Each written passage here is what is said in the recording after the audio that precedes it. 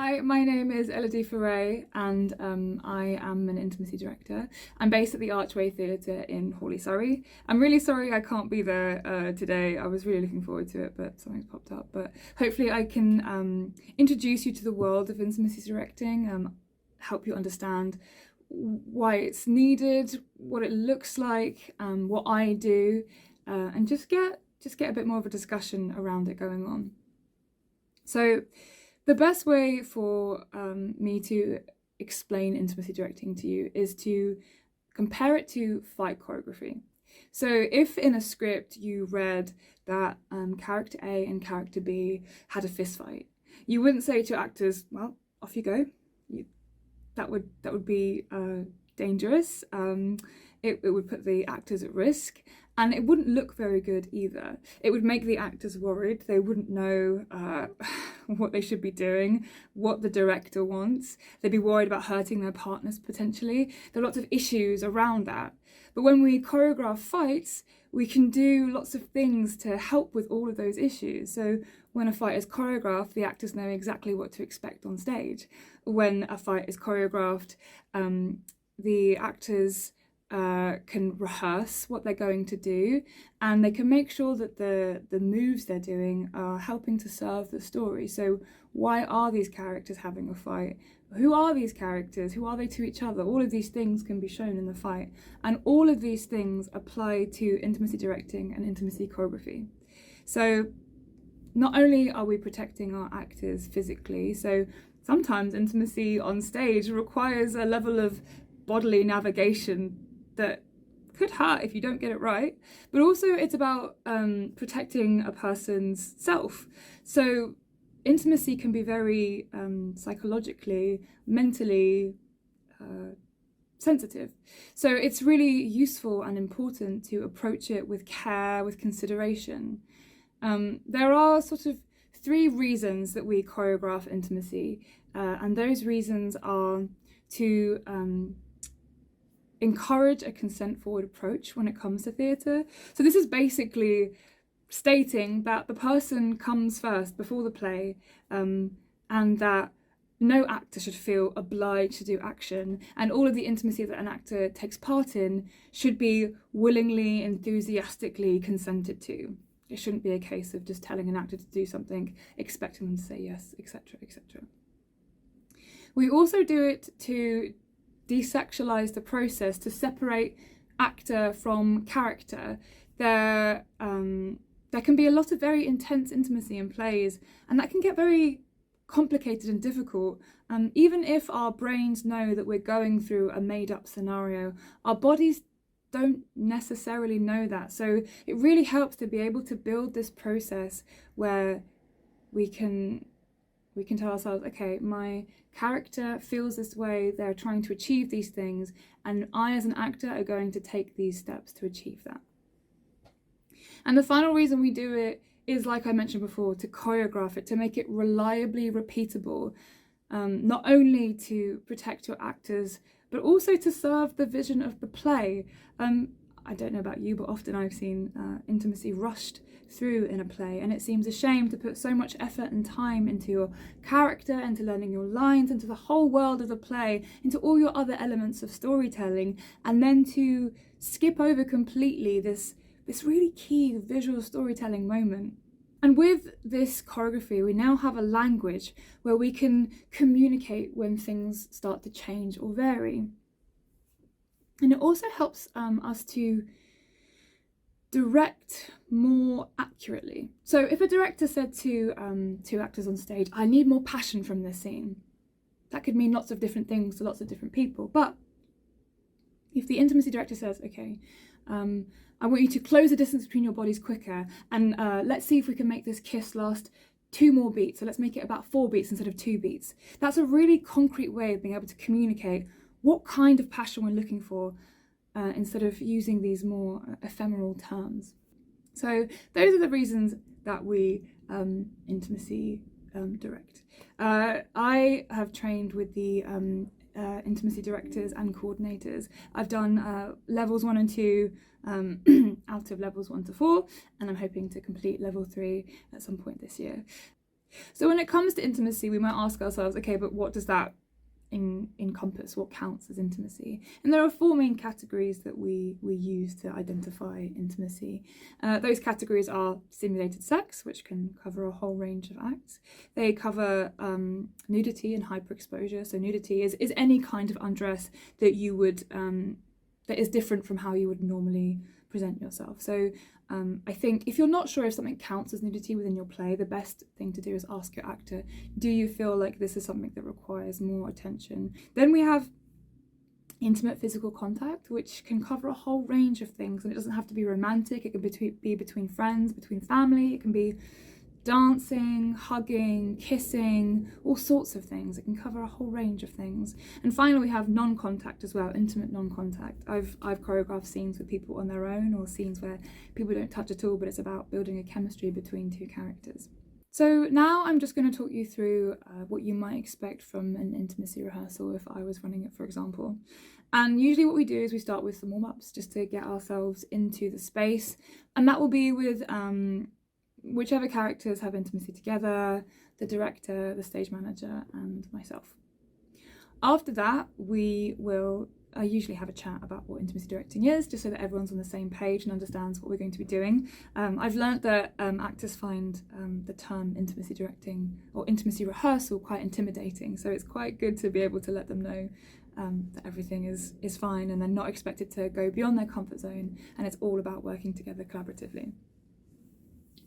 Once we've done that, I will then go through each of the moments that the director and I have identified as moments that need a bit more attention, a bit more care, and some choreography. And we will have a discussion about the characters' motivations. So we'll ask the characters who are maybe initiating that intimacy what their reasons are, what their motivations are, what they're trying to achieve from that intimacy. And then we will ask the character receiving that intimacy how they're feeling in that moment.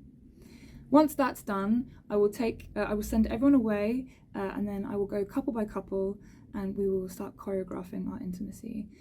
Each couple pairing will do something called a boundary practice, which is a really, really useful exercise for being able to establish a really baseline level of boundaries between our actors, which will continue to be discussed and navigated as we go through the choreography. But it's a really nice way of setting a very even tone so that everyone's on the same page.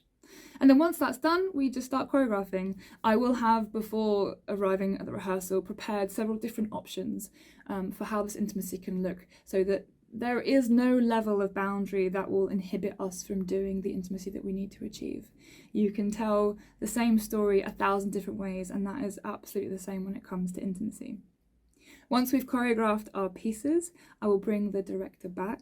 They will have a look at what it looks like. We'll have a discussion about how it might be adjusted, or if they're happy with it, we'll move on. If it needs adjusting, we'll adjust it, we'll show them again, and we'll keep going until we reach a place where everyone, the actors, the director, and I are happy with how this intimacy looks.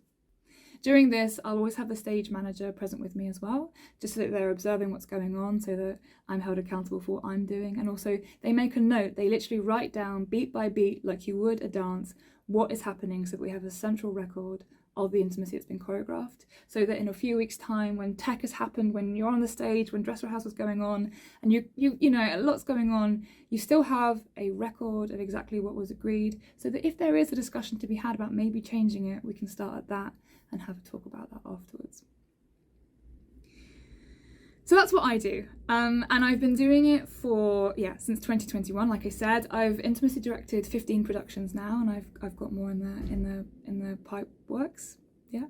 I was very, very fortunate to be supported by the LTG when I was receiving my training, which means that now, as a result of that, I can offer all of the LTG theatres discounted intimacy rehearsals. I've already visited several of the LTG theatres, and not only do I do intimacy rehearsals, but I also do intimacy education as well. So not only do I work with actors, but I also work with people in positions of power at theatre, trustees, council members, directors, stage managers. If we really want to go forward in this consent forward way, it's really important to be able to educate as many people within your organisation as possible.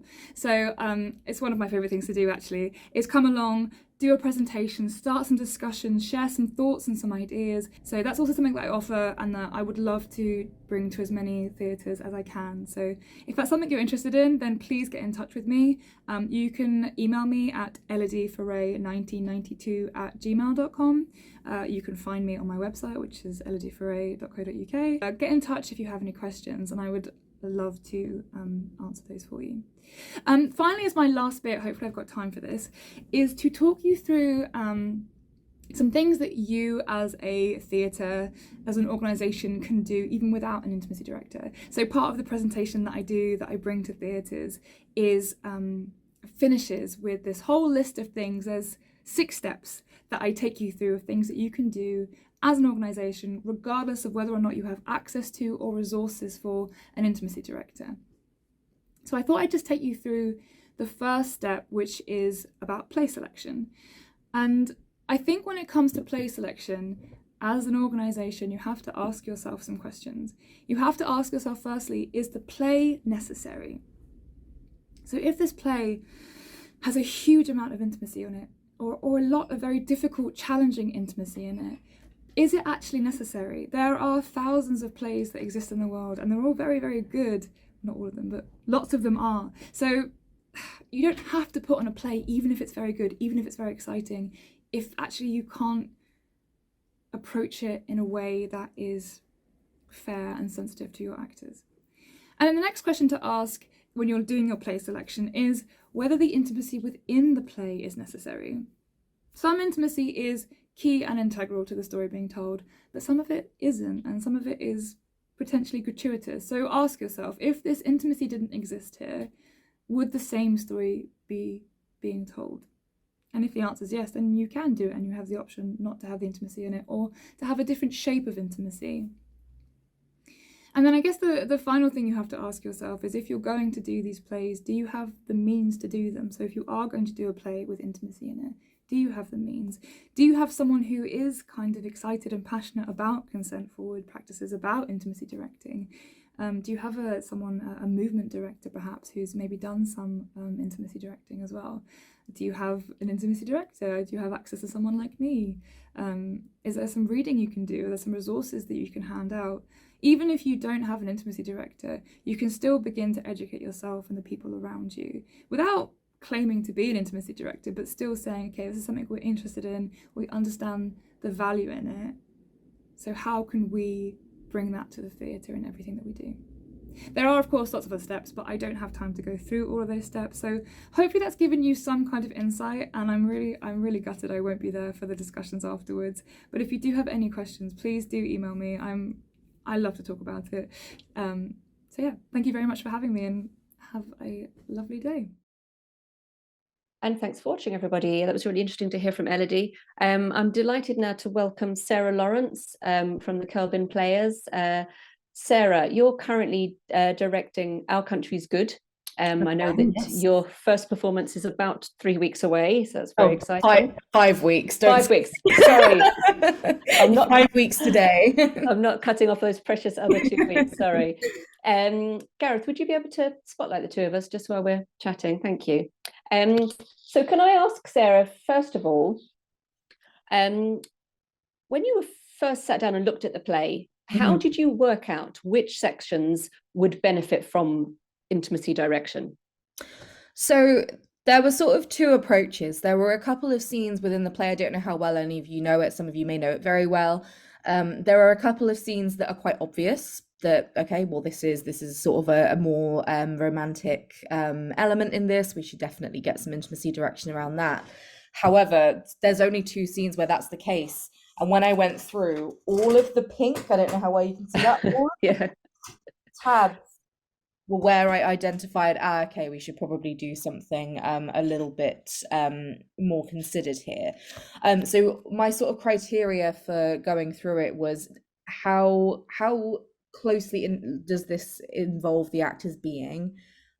Does this sort of ask them to step outside the normal sort of remit of performing and ask them to sort of close that distance? And does it ask them to even sort of give the intent of intimacy. So for example, one of those ones is an almost kiss. It's not an actual kiss, it's someone who goes in to kiss someone and the other person pulls away. So even though there isn't actually that moment of lip to lip contact, I still wanted to make sure that we choreographed that well, so that there wasn't an accidental lip to lip with, you know, where someone doesn't pull away quite as quickly. We also identified a couple of places where the intimacy is actually more violence based. So this play, so it's set, just to give you a really quick overview, it's about the First Fleet who arrived in Australia to set up a penal colony. So a lot of the themes throughout the play are about punishment, and so there are a few whipping scene, beating scenes. Those in the script call for, you know, I'll expose the back and sort of have the punishment sort of carried out. So we also flagged those as moments where we wanted to make sure that we were being really considered in our approach. So a real sliding scale. It's not just I know when you say intimacy coordination, the first thing that comes to mind is those romantic scenes, and yes, there are 2 of them, but actually it expands much like further beyond that. And not all of them we ended up of the ones I identified, we didn't end up using an intimacy guide for all of them, but we did flag them all and speak to the actors and gauge what we were going to do with them, and also gauged, can we change anything or modify anything so that that isn't necessary. As Elodie was just saying, how necessary is this to the play, how necessary is this moment to the script, can we modify that? So we ended up, I think it was 3 or 4 scenes that we ended up in the end actually using an intimacy guide for. Great, thank you. That's really interesting. And how did you then work with that director? Because you, as a director, and the people you're working with, you all have your vision for the production. And how do you work with them to make sure that you're on the same page in terms of that vision, and how you're driving the narrative forward through these more intimate moments? So the way I sort of think of it is every single person that you have in your production team is there to make the vision come to life. Nobody is on your team to disrupt things or to make it go a different way. So I think that's a really important thing to sort of keep front of mind, is that you're not working against an intimacy coordinator, you're working with them. They are there to make sure that the action comes across in the safest and also most effective way possible.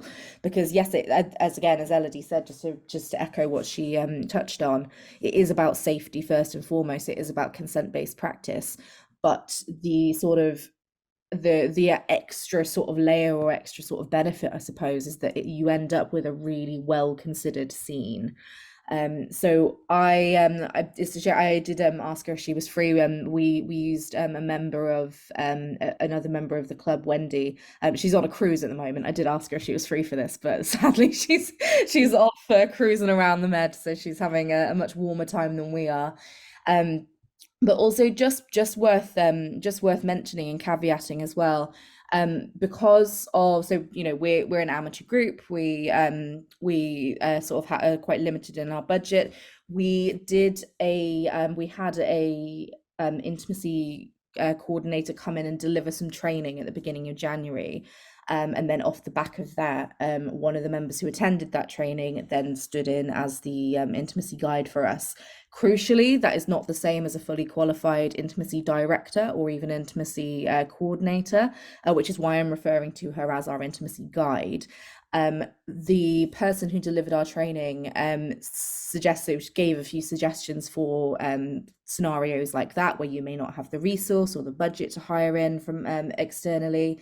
If that is the case, she suggested having someone that has at least undertaken that kind of training, so that kind of delivered training, and it should always be someone who is external to the production, so they have no other role in the production team. That is their only role, so that they don't there's no risk of sort of outside things influencing them, I suppose. Their only role there is to ensure the comfort and consent and the execution of those scenes. So the idea of that is to make sure that there's no bias, so that the actors can feel fully represented by someone that has no other stakes in the production, and they're just there for them. So they just wanted to flag that crucially, because I know a lot of people on this call are possibly in a similar situation. Yeah, absolutely. So I know that there are various kind of exercises that an intimacy director will carry out with the people that they're working with, for example, asking them to identify parts of their body that they're comfortable with people touching, or other people's bodies that they're comfortable with touching. Can you give us just a few sort of other exercises like that you observed and are aware of, that just to give people an idea of what goes on at the start? Yeah, so the process that we undertook was that, so actually this was just completely coincidental, but a lot of my actors were actually also at that intimacy coordination workshop, piece of training, sorry. So they were all sort of very well aware of it, which was just, that was pure coincidence, and that was worked out really nicely.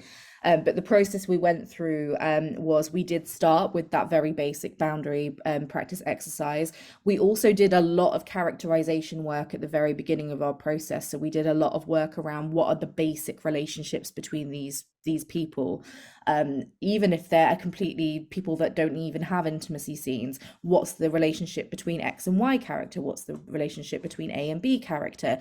Are they friendly? Are they not friendly? What kinds of things might come within the realms of even platonic touch, or that kind of thing that comes in? So we all had a very strong, all my actors all had a very strong baseline going into the actual intimacy coordination part of things.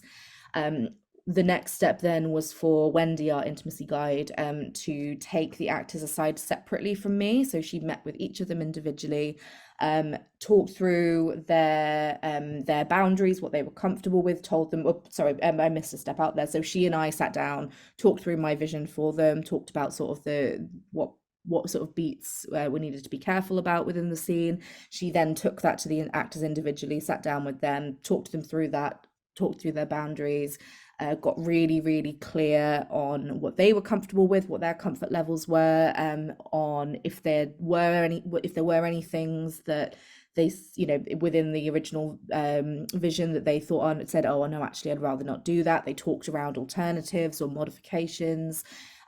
Wendy then fed that back to me. We came up with some modifications and things together.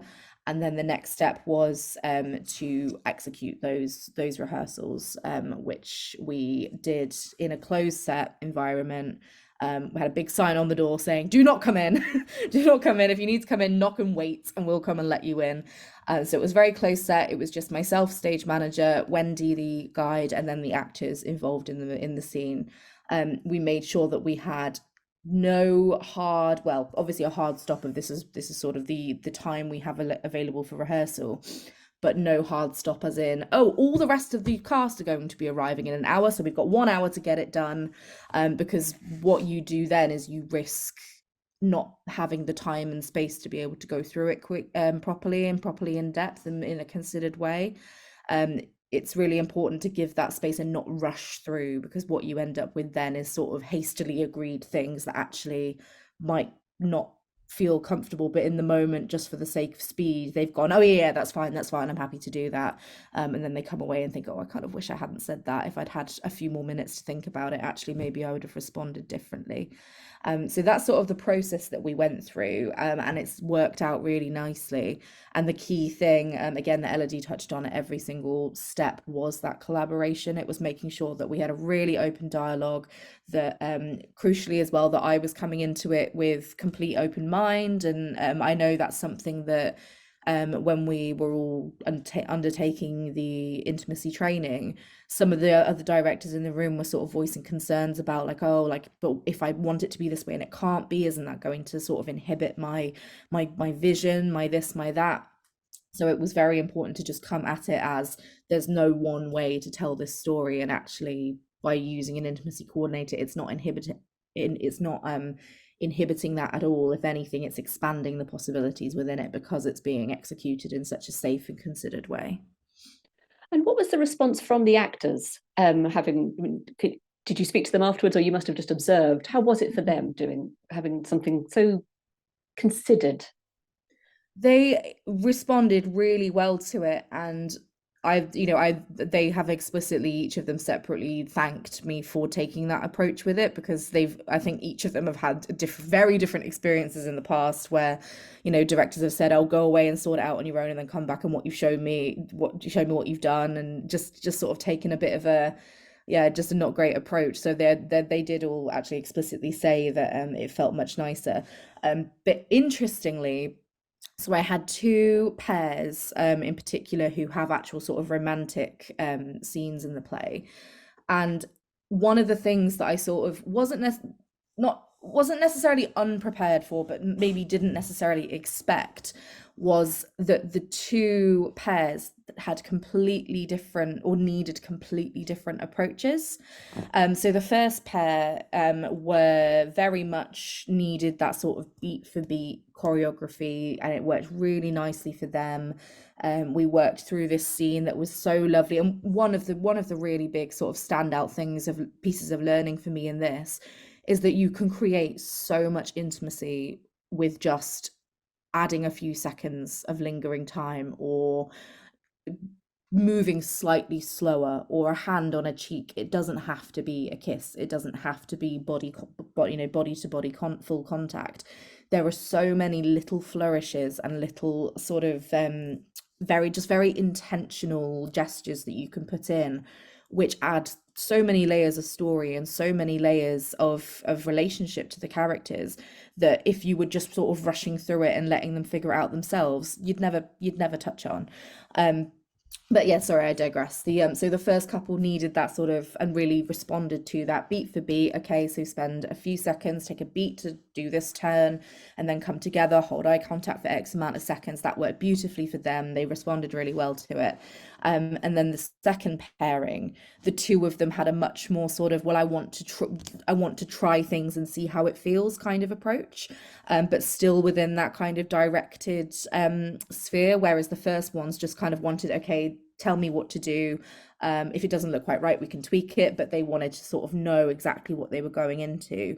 Whereas the second couple wanted more of a, okay, try this, they'd try it, and then it would be, okay, well, now let's tweak it, and theirs was a much more of a two-way collaboration, I'd say. I mean, there was obviously collaboration in the first one as well, but the level of it was just slightly different. And I found spent the first sort of 5-10 minutes of that rehearsal with Wendy trying to sort of use that first approach with them, and just kept finding that it just wasn't working. So then had to pivot, and sort of, which was an interesting exercise for us to say, okay, well, how do we still work within these principles and still work within this consent forward framework, but be able to modify it to the sort of the needs of this pair, because it's the kind of thing that in the rehearsal room normally, of course, you'd modify your approach based on the actors that you've got in front of you and how they work.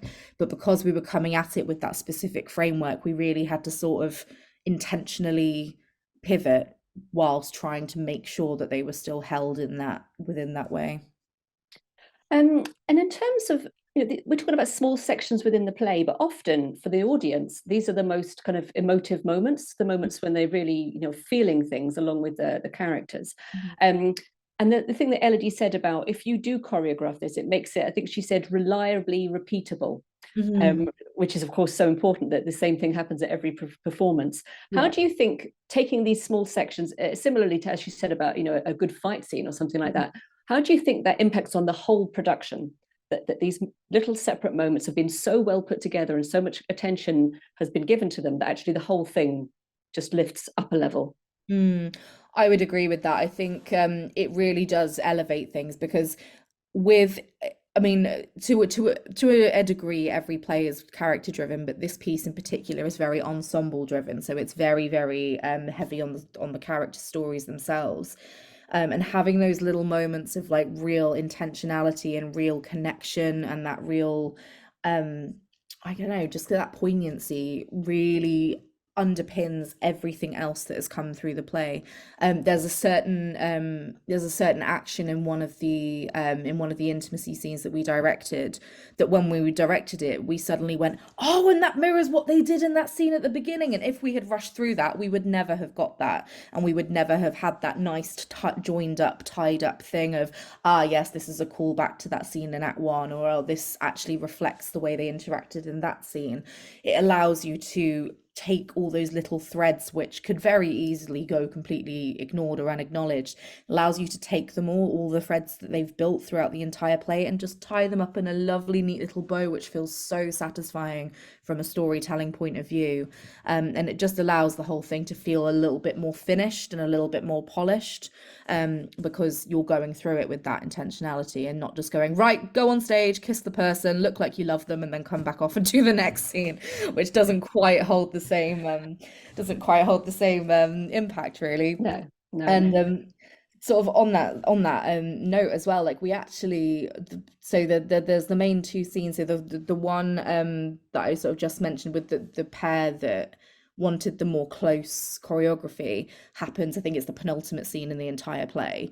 And then the other one is more of sort of a seduction scene, so the tone is very different. The first one is a lot more sort of nervousness and sort of like first love, butterflies, blah blah blah kind of thing. And the one that happens in Act 1 is more of a seduction. And actually, in the seduction, we took out the lip-to-lip kiss because we decided that you could have a lot more fun and impact in the denial of that. So she's using this sort of seduction as like as a bit of a manipulation tool, to get this guy to back down. And we decided that actually it would be lovely if the only lip-to-lip kiss that happened within the entire play was in that final scene. And there's a lot of nearlies throughout the kiss. There's throughout the show. There's a lot of like almost this or almost that, or like intimacy that doesn't quite reach its sort of the finish. So we decided that actually that impact and that sort of like holding out, and then the only kiss that happens is between this couple who have fallen in love at the end of the show. Actually, like, you're using it in a much more considered way, and we didn't need that lip-to-lip kiss in that first scene because there are so many other little things that you can do that have more of an impact and that give off more of the vibe of what you're trying to get across. Mm-hmm. Thank you so much, Sarah. One very quick last question. What message do you think it sends to the actors and performers in a company if the producer or director is bringing in somebody like this, in terms of saying, you know, we take your that you've been comfortable, that you're feeling that you're being consensual seriously? What's the kind of overall message you're sending just by even doing any of this? Just at the very baseline, it just shows that you respect your actors. I mean, if my approach to directing has always very much been, this is a collaboration between, you know, I'm guiding you, but you this is very much a collaboration between all of us. If you're sort of going in and viewing your actors as sort of chess pieces to move around however you want them on the stage, then that you know, you're already going in sort of on the back foot. But the environment that has been fostered in rehearsals with this group is one that is so supportive, that is just absolutely based on mutual trust and respect amongst everybody, not even just the people that were involved in those intimacy rehearsals. I think that just the knock-on effect of knowing that other cast members are being taken care of, and that their needs are being taken seriously, and that their well-being is being taken seriously, just sets this overall tone of, okay, this is a caring production. I feel that I can speak up if something doesn't feel right in any context. I feel that I will be heard. I feel that I will be listened to. And it's been the nicest, healthiest, most lovely rehearsal room I've ever been in. And I think that's probably in part just due to the fact that we've been so considered about the way that we work with the actors. So I cannot recommend it enough. It's elevated. Every scene that we've used an intimacy guide for is about 10 times better than I could have imagined it would have been without one. Yeah. Oh, brilliant. That's so good to hear, Sarah, and best of luck with what's happening in 5 weeks' time when it opens up.